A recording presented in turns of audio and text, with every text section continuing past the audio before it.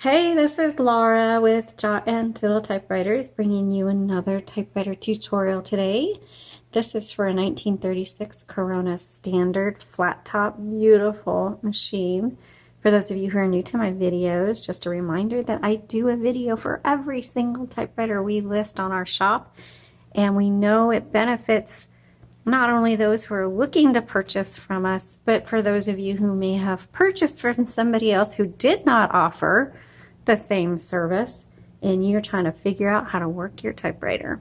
So we're glad you're here, and we hope you will consider us for future purchases or visit our website and get your new ribbons, or I've even got puzzles on there. But anyway, we get a lot of emails from you guys asking for advice, and we do all that for free. These videos are free. If we have time, we respond to your questions, we respond to your emails. We do a lot of free stuff, and the only way that we can do that is if you guys keep purchasing from us. So spread the word. We really appreciate it. We do sell through all of our typewriters, but because we put a lot of extra time and effort into things, we may need to start raising our prices because we spend a lot of time doing the free stuff. So I hope you appreciate it, because we want you to be happy and we want you to benefit from this. So thanks so much. Even subscribing means the world to us. So I know this is a long intro, but it's just really on my heart. Even if you're not even if you haven't bought from us, just subscribing to us really means a lot. So thanks, and pass the word around. Okay, so let's get into this demo. This is a lovely machine. You will not be disappointed. The Corona is just really, when you think of a vintage portable typewriter, this is probably what you think of. Black gloss. This one's in fantastic condition. If you fold this back plate over, you're going to see your margin sets, and so you just press and drag on these margins like that. Okay. There is no tab on this machine. To move this carriage, there's a carriage release lever right behind the handle here, and it's on either side. So either side, just pull that handle in while you're holding the carriage, and then you can move it. You'll hear your bell. And for those of you new to typewriters, the bell tells you you're at the end of your line, because on computers you don't worry about lines, you just type away, but you got lines on here and margins, and you have to actually manually go to the next line. Okay, so when you hit your return handle to go to the next line, it's going to advance either one or two lines. And this little curvy guy right here, that's going to determine if you advance two lines or you can go back and one line. Okay, so I'm going to move this carriage back to the left. Over here on the right side, this lever, kind of like this little biggie, but this little lever, if you pull that forward, what it does, it's going to release the tension. There's a bar here that's holding the paper flat against this roller. It releases that tension because a lot of times when you load the paper, it's crooked and you want to straighten it out. That's what that is for. While the carriage is to the left, and make sure before you open the top of your typewriter, your carriage is to the left, because this return handle is awfully close to the top and you don't want to scrape it, because the finish on this is perfect. It's perfect. It's gorgeous. Okay, I'm going to pop this open. You'll see the original spools in there, and we have wound it with brand new ribbon. We do that for all of our typewriters. So there is a lot of ribbon on here, and the nice thing is when it comes with these original metal spools, we always put extra ribbon on there, so it's going to last you extra long. Speaking of, once that ribbon gets from one side to the other, it's going to come to the end, and it doesn't mean you need to change the ribbon. It just means you need to reverse the direction, which you do right here. Okay? And you can reverse the direction dozens and dozens of times before you need to replace it.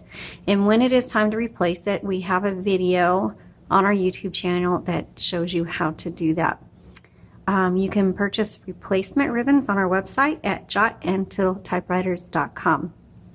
Right here, you'll see a lever, and this is just has to do with how hard your type bars, these are type bars, are going to strike your paper. Just a personal preference. You can kind of test it out and see where you want to put that. Sometimes I honestly can't really tell much of a difference. Let's close that. Right here is your color selector. So you have black and red. People wonder, what's that white dot in the middle? Well, it's for a stencil, but you're not ever going to use it. Just make sure your color selector is solidly on black or red, because if it gets stuck in the middle, you're going to be like, my typewriter's not working. Well, that's because it's on the white button and it's not going to type. Okay? Let's go ahead and do our typing demo. Okay, so let's load our paper. Just there's no paper guide on this one, and so you just want to set it right there. Turn the handle. And these older ones, there we go. I just needed to give it a little bit of help. So I'm going to pull that. I like to pull it all the way through so it kind of meets, and that way I can see, all right, I can see how much I need to adjust my paper. Get that adjusted. There, that's good. And now I'll roll it back down. And I'm going to double check my margins. I'm going to bring this side in. I like narrow margins for the typing tutorials. And let's go ahead and do typing. Now on these old ones, you'll notice there's no number 1, so you use a lowercase l. So this is a 1936. Is that what I said? It is 36.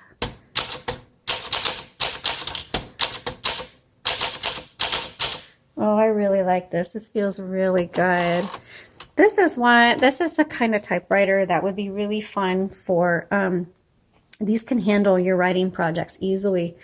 I would love, at first, like your first draft of a book would be great on something like this, because it types well, you can get into a good flow, but it causes you to slow down and be a better writer. That's why I really like these older manuals. Okay, let's keep going.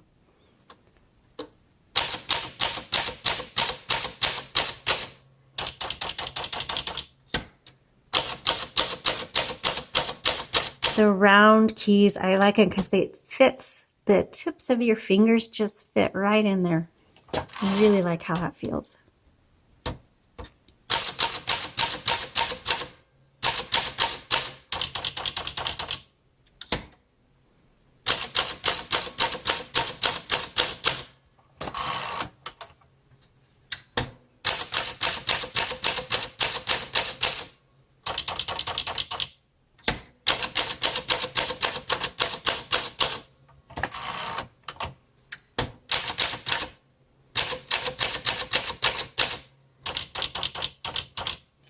The nice thing about this one as well is this has a floating shift, which means that when you hit the shift button, can you see the escapement? That's this whole metal thing right in here.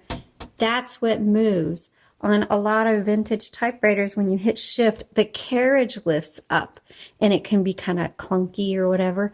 But this just adds to the whole smooth feel of typing.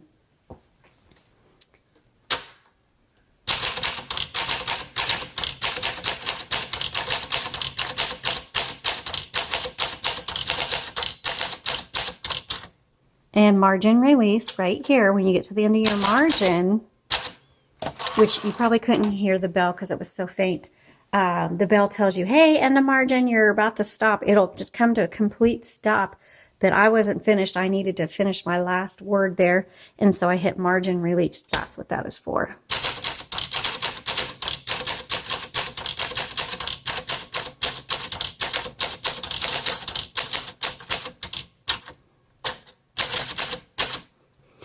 I brought my margins in just a little too much, but that's okay.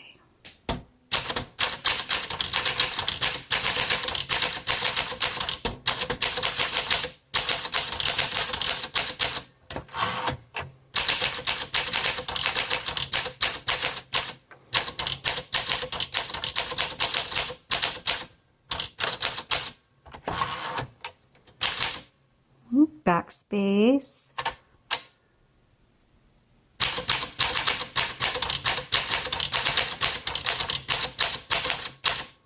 Oh, this is so nice. Really a beautiful machine, mechanically, aesthetically, in every possible way. This is another A+ machine. If you are an author, an avid writer, you need to grab this. If you're looking for something that's just going to be pretty on your shelf, don't get this one because this needs to be used. I mean, you could get it, but really this typewriter, because it's so lovely, needs to go to somebody who's going to appreciate what a great machine this is. So looking forward to seeing who gets this. Thanks so much for watching. If you have questions or comments, please leave them below. Thank you.